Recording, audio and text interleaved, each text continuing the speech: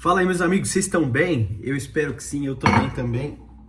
Quase derrubei um copo aqui. Sejam bem-vindos a mais um vídeo aqui do canal. E olha, hoje eu tô tematizado de Portuguesa. Vocês conhecem a Portuguesa? Time tradicional aqui de São Paulo. Passou por muitas dificuldades e agora tá tentando se reerguer aí. E aí eu tô acompanhando essa jornada, né? Eu e o meu amigo Quinha, ele me deu essa camisa de aniversário e agora a gente tem camisa da Lusa. A gente vai ver um jogo hoje da Lusa, vai ser demais, eliminatórias. Eu espero que seja demais, né? Se a Lusa cair logo hoje, né, no começo do mata-mata, vai ser triste. Mas vai dar tudo certo, amém? O vídeo não é sobre isso. Como sempre, quero compartilhar algo com vocês. Algo que eu venho meditando, que eu venho pensando ao longo da semana. E é interessante porque hoje é um sábado, ontem à noite, a gente estava aqui em casa com o pessoal da Igreja Caseira e eu estava compartilhando algo que eu venho pensando sobre discipulado.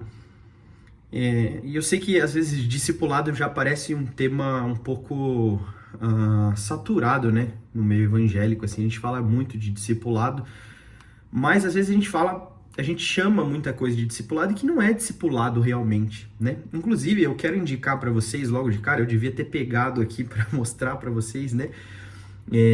Então, peraí que eu vou pegar, eu já venho. Tá aqui um dos livros mais marcantes da minha jornada como crente, Discipulado, de Dietrich Bonhoeffer. Esse livro foi muito importante para mim, faz muito tempo em que eu li esse livro e eu tô sempre voltando e visitando ele de novo, porque é um clássico, primeiro que é inspirador, né? A figura do Bonhoeffer é muito inspiradora, alguém que viveu discipulado de verdade, que foi até as últimas consequências para fazer aquilo que ele entende que Jesus chamou ele para ser e fazer, né? E aqui já tem muito do que é discipulado. A minha geração, quando escuta discipulado, pensa em sentar numa mesa, tomar um café com alguém. E por mais que discipulado possa usar desse tipo de ferramenta, de aconselhamento, de tomar um café, de passar tempo junto, isso não é discipulado. Discipulado, como vocês já devem imaginar, vem de discípulo, né? E o que é discipulado, então, se não ser um discípulo? E óbvio que, em termos de cristianismo, ser um discípulo de Cristo, um discípulo de Jesus. E ser um discípulo de Jesus é diferente de tomar um café com alguém. Por mais que, no processo, tomar um café com alguém possa ajudar em alguma coisa. Vocês entenderam, né?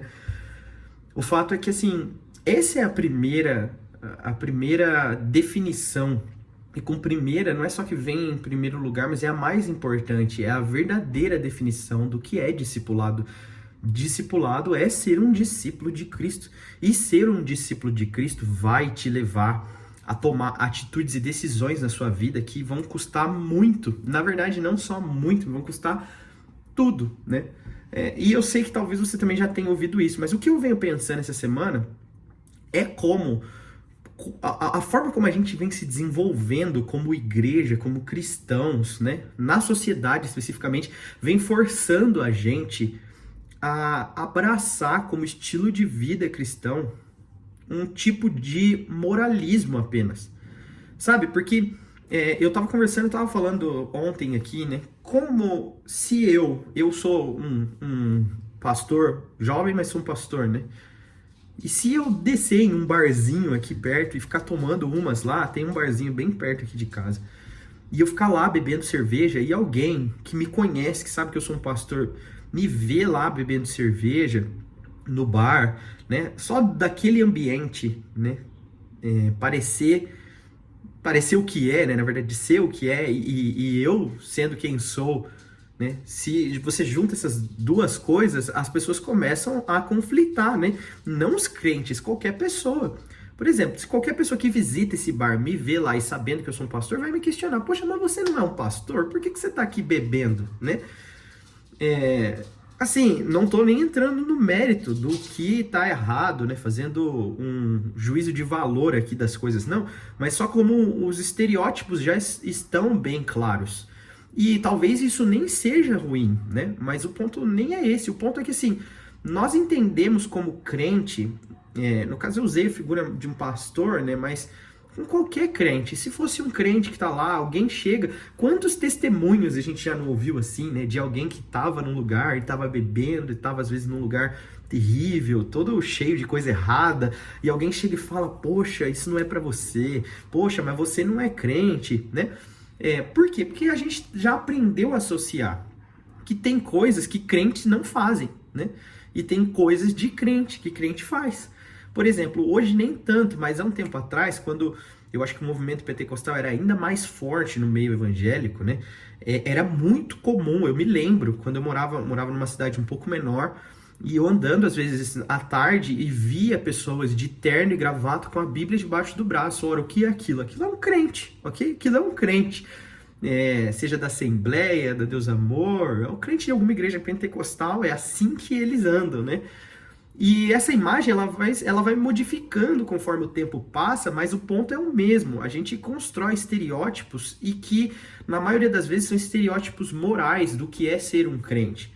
Então, por exemplo, alguém que tem uma vida normal aí, que não é crente, pode beber, fumar, falar palavrão. São 3 coisas aqui, né, normais, assim, bebe, fuma, fala palavrão. E aí quando se converte, o que acontece? Essa pessoa começa a parar de beber, de fumar, de falar palavrão. E é nessas coisas básicas, assim, que são mais expostas, né, que a gente vê e fala assim, poxa, fulano se converteu mesmo, você viu, né? E aí as pessoas às vezes comemoram, né, isso. E lembrando, eu não tô nem falando que é ruim. Na verdade, eu acho ótimo que alguém pare de beber, de fumar, de falar palavrão. Mas o ponto é que essas coisas viraram os grandes indicadores do que é ser um crente, né? E para você ver como isso é verdade, acontece às vezes da gente ver alguém que não é crente, mas não bebe, não fuma, não fala palavrão, e a gente fala, caramba, fulano é praticamente um crente. Por quê? Porque a gente acostumou com esse tipo de definição de que andar com Jesus é nutrir certos comportamentos, né? E são comportamentos simplesmente morais. E moralidade não é algo que a gente joga fora, tá bom? Acho que isso é importante destacar. Eu não tô querendo propor aqui que a moralidade não é importante. Não, na verdade, eu só tô querendo propor que a moralidade não é o principal fator. Não é isso que determina a vida de um discípulo. Discipulado, ser um discípulo de Jesus, na verdade, não tem a ver com o quão bem moralmente você tá, ok? Por mais que, sim, quando você se torna um discípulo de Jesus, é bom sempre fazer esses disclaimers aqui, né? Porque as pessoas hoje escutam o que querem, né? Mas eu quero só lembrar vocês de que sim, quando Jesus toca você, você vira um discípulo, ele vai tocar em questões morais que precisam ser consertadas na sua vida. Mas quando a gente acha que isso é discipulado, a gente reduz tudo o que as escrituras falam a respeito de andar com Jesus a essas coisas. Quando você olha para as escrituras e vê aquela jornada, Jesus chamando Pedro, Tiago, João, todos os discípulos, e eles caminhando e passando tempo com Jesus, né? Você imagina que o que Jesus queria fazer era só tirar alguns comportamentos morais ou imorais, né? Na verdade, de Pedro, de Tiago, de João, de todos os discípulos. Não era essa a ideia. Na verdade, Jesus estava formando testemunhas. E aqui vem o grande ponto, meus amigos, né? No final de tudo, quando Jesus, antes de subir aos céus, ele vai falar para os discípulos o que ele quer. Ele fala, todo poder me foi dado no céu e na terra, portanto vão e façam o quê? Façam discípulos. E ele explica o que é fazer discípulos. Ele fala, vocês vão batizar pessoas e ensinar elas a guardar tudo que eu tenho ordenado. Ou seja, fazer discípulo nunca teve a ver com a gente transformar os comportamentos imorais das pessoas em comportamentos morais. Fazer discípulos tem a ver com ensinar pessoas a guardarem as palavras de Jesus. Porque é isso que transforma as pessoas nessa jornada que nós temos aqui, sabe? Esse espaço do nosso nascimento até o dia da nossa morte, ou da criação até o dia da redenção. Esse espaço de tempo, ele não é um espaço de tempo para nós simplesmente aprendermos a lidar com algumas coisinhas da nossa vida para que a gente pareça um grupo moralmente distinto na sociedade. Por mais que isso também possa acontecer, isso não é o foco do discipulado.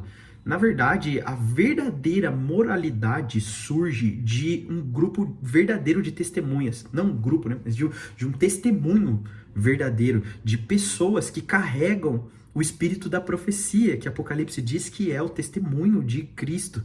Ou seja, quando a gente reduz moralidade, na verdade, quando a gente reduz discipulado à moralidade, nós perdemos não um pouco do que o evangelho é, a gente perde tudo. Porque o que vai acontecer é que nós vamos ter dentro das nossas igrejas, e fala-se esse não é o sintoma, nós vamos ter dentro das nossas igrejas pessoas que até carregam uma moral exemplar, mas que não parecem nada com Jesus. Pensa, quando entra alguém, um homossexual nas nossas igrejas evangélicas, às vezes a gente fica mais ansioso por ver se alguém perdeu os trejeitos e parecer, se é um gay, parecer um homem de verdade, se é uma lésbica, parecer uma mulher de verdade, né? Segundo os nossos estereótipos e o que a gente acha que é. A gente fica ansioso por ver alguém parecer crente e não por ver alguém parecer Jesus. Aí a gente tem um monte de gente na igreja que aprende masculinidade à luz da cultura, à luz do que a sociedade acha que é masculinidade. A mesma coisa com feminilidade. E a gente não tem homens que querem parecer Jesus, a gente tem homens que querem parecer homens para a sociedade. A gente não tem mulheres que querem parecer Jesus, a gente tem mulheres que querem parecer mulheres, segundo os estereótipos que a sua cultura mostra e espera. E isso acontece em todos os lados, com jovens, com crianças, com filhos, com pais, com velhos. Nós estamos abraçando os estereótipos que nos dizem que isso parece igreja, isso parece ser crente. E eu não estou dizendo que nesses estereótipos tudo que existe é ruim.